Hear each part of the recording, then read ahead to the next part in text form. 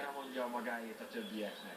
83. perc, nyilván lesz majd hosszabbítás, tehát illúzióink ne legyenek, legalább 2-3 percet rá fog majd dobni a bíró. De egyelőre mi jövünk szabadrugással. Hosszú.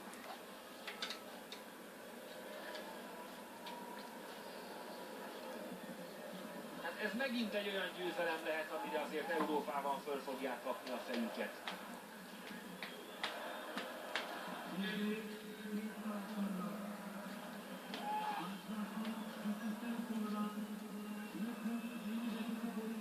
Szép megelőző szerelés, gondol, bravo!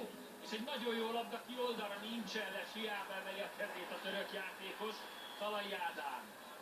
Szalai még elviszi az alapvonalon, most kéne egy jó beadás! Volkán.